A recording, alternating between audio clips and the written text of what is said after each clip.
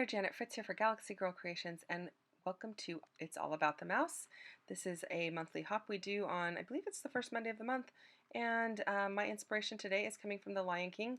We were supposed to choose our favorite movie and take some inspiration from it, and The Lion King's probably not my favorite movie.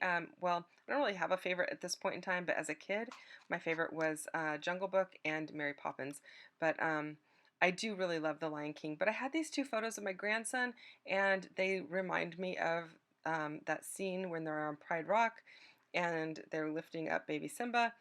He is on a rock, and he's got a sky behind him, and it's the same colors as what is in the Lion King poster, so I just decided, you know what, I'm going with that because I really like the way it looks.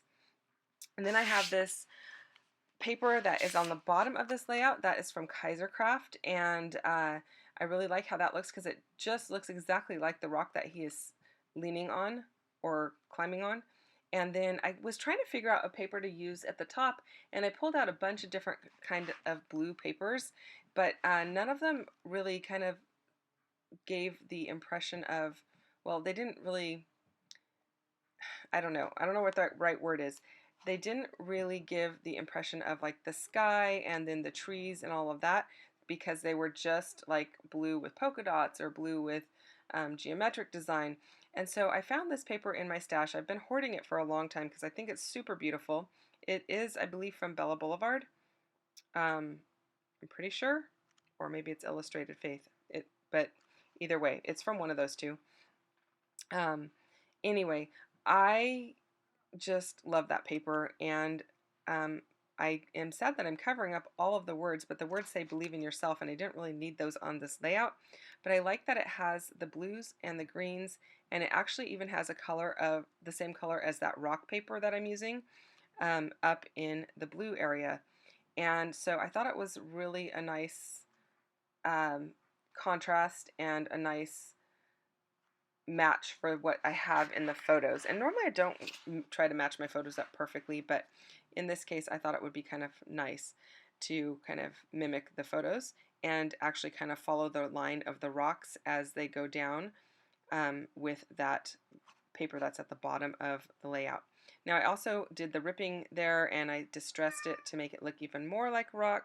And then I also kind of pulled back that bottom right hand side a little bit more to show more of the brown that's on the background paper.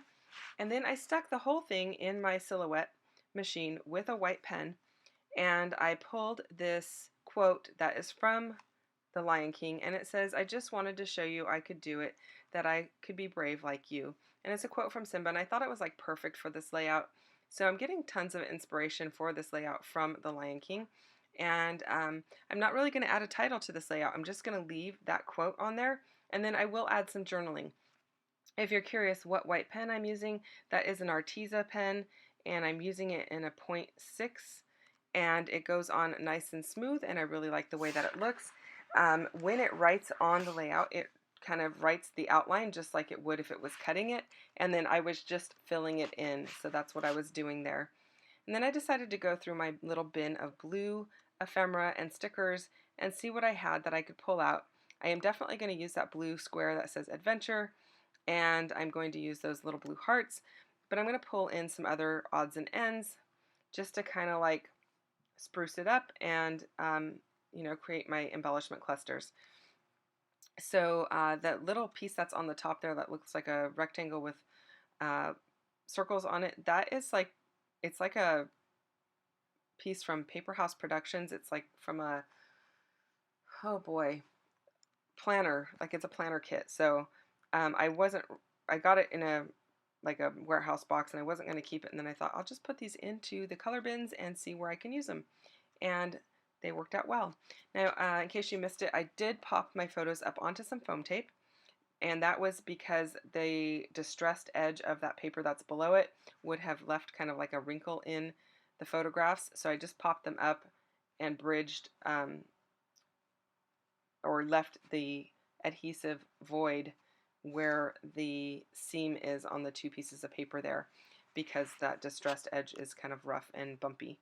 So I am adding some stuff over on that right hand side. I like the little piece that says Brave, and I'm using all different kinds of blue because there's so much different shades of blue, so many different shades of blue in that background piece of paper. So I like that. It gives me a lot of freedom to work with lots of different blues and pull those in. And I am also going to pull in some of that, I don't know what color that is. It's like that coppery rust color that is the paper on the bottom. I am going to pull some of that into the two other embellishment areas. I'm not going to pull it into the part that says adventure because it's already on top of that color. I do want to pull in some of this green though, and the green is mimicking the trees that are in the background of the photograph. And this photograph was just taken at the park. He's actually climbing on a boulder, but it's not that huge of a boulder where he's like overlooking anything, like he could fall and get hurt or anything. It's like maybe 2 feet tall. I mean, yeah, he could get hurt, but not anything too serious. So, and plus, his mom's standing right there while I'm taking the pictures. So, um, anyway, so I am adding a little bit of that green to that adventure piece, just another little banner flag, and I have popped those up onto some foam tape as well. And then I'm just going to work on these other two areas, pulling in multiple colors of blue, and then I am going to pull in some brown. And normally I don't leave in a lot of the rifling through my boxes, but sometimes, every once in a while, I will leave it in just so that you can kind of see my process. So I had this little sticker that had that same coppery rust color, and so it had some writing on one side, or it's either writing or a picture of something, and I just tucked that side in so you don't see any of that. It just want the color to be up there, not any actual design or anything. And then, of course, I need to bring in some green up there. I'm going to bring in green to all of the areas. I like how that's looking. And